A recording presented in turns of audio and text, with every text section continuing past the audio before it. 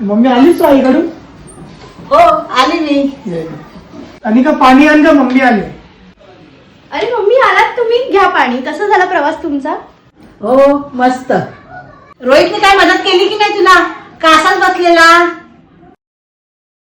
हो केली ना मदत, खूप केली मदत. अरे तरमी म्हणजे वास कुठून येतोय? रोहित तू दारू प्यायला लागला? अरे नाही ग, कुठे काय नाही, काय हेच खातोय बघ. खोटं बोलतोस मध्ये. हो मी पितो, मला खूप टेन्शन आहे. आणि आता तू मला सांगत नको बसू. आता मी मोठा झालोय, बघेन मी माझं काय करायचं. अरे तुला एवढं जर टेन्शन आलंय ना तर बायको आणि मुलीला घेऊन फिरायला जा ना. त्यांच्याबरोबर टाइम काढ, त्यांना टाइम दे. हा हे काय तुझं होणार आहे का? ह्याच्याने तुझं काय होणार आहे?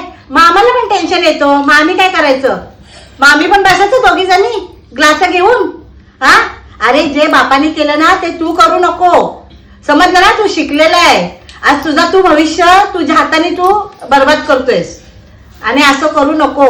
मी तुला चांगलं सांगते बघ, तुझी मुलगी आहे, तुझी बायको आहे, ह्याच्यासाठी तुला हे सगळं सोडावं लागणार. मम्मी घरी तर सोडा, बाहेर पण मित्रांचे फोन आले की बाहेर जातो लगेच प्यायला. दारू पिऊन ना मध्यमगी दाखवतोयस? हा दारू पिऊन जर बायकोला मारलास तर अशाने तुझा संसार उद्ध्वस्त होईल. बायको तुला सोडून जाईल, एवढं लक्षात ठेव. तुला कसं राहायचं ते तुझ्या हातात आहे आता. अरे ह्या मुलीकडे बघून तरी या दारू सोड. बघ सोन्यासारखी मुलगी आहे तुझी.